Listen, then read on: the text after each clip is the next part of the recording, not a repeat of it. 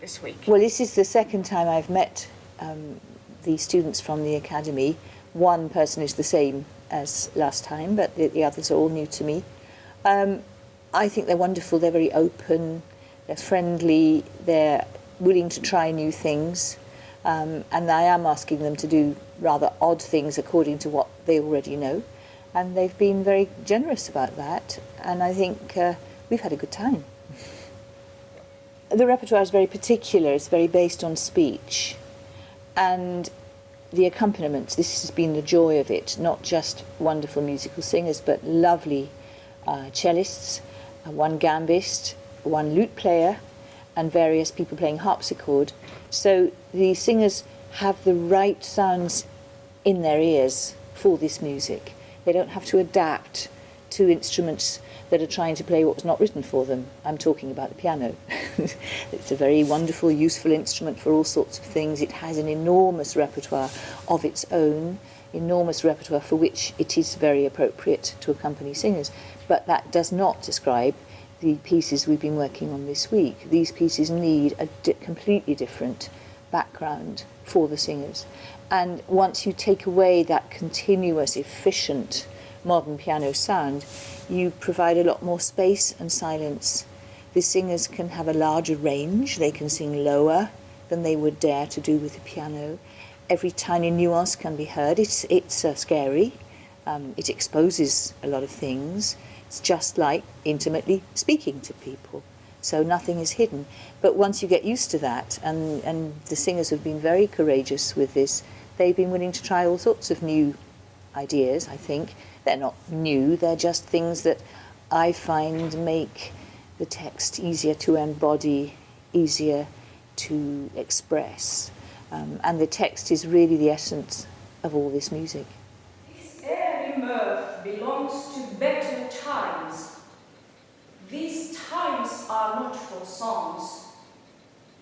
The sprightly twang of the melodious lute agrees not with my voice, and both unsuit my untuned fortunes.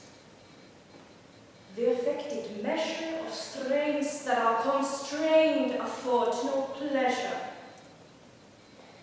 Music's the child of mirth, where griefs assail the troubled soul, both voice and fingers fail.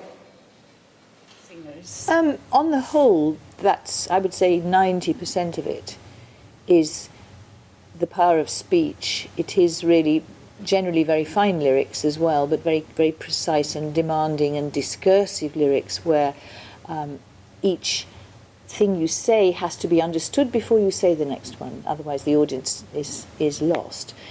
You occasionally get a Handel aria. We had a couple of fine ones actually yesterday, where obviously one short line is then repeated with variations, and then you get into a slightly different area of ornamentation and expanding ideas musically on a thought, on a concept. So you're moving a little more modern with that. But mostly it's been a lot of words, a lot of text to get across. But we also had a little bit of experience with the sort of ornamentation you need for Monteverdi and the earlier composers, where you do have to make quite fast 16th and 32nd notes and so on. We just had we lifted that stone up and saw a few things, and particularly our two young men who are already doing quite a lot of opera. They quite enjoyed, I think, trying different ways to get across these ornate, ornamented phrases where if you try and sing them too loudly, they don't work.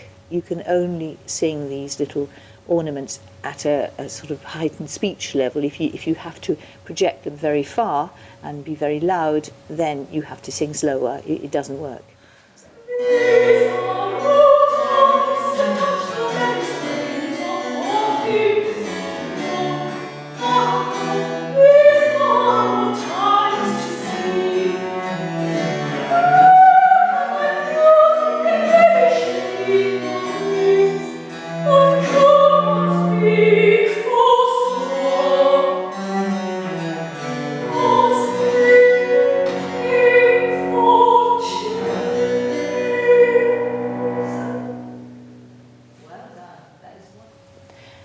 I hope I'm teaching individuals. I have my little things that I suggest that have helped me, and with some students they've been particularly useful. With others, they don't need that. They're doing their own thing. I hope I'm teaching individuals rather than any method.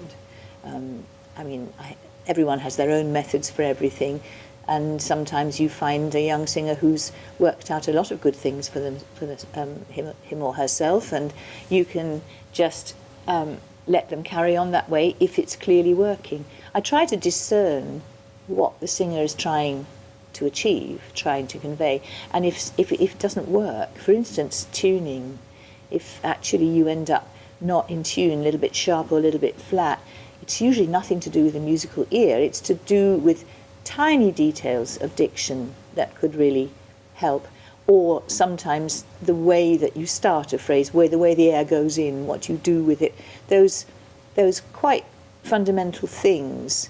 I don't do I'm not a proper singing teacher that looks after students week after week and helps them to build their sound. That's what other people do brilliantly. I come along when the singers mostly, they've got their voice going, the air is flowing, and then I say, it is, but what about the filter through which you're sending that air? How about this vowel or that consonant? If you use them to help you rather than to get in your way, you'll find it easier. It's little tiny things. I call myself a tweaker rather than a teacher.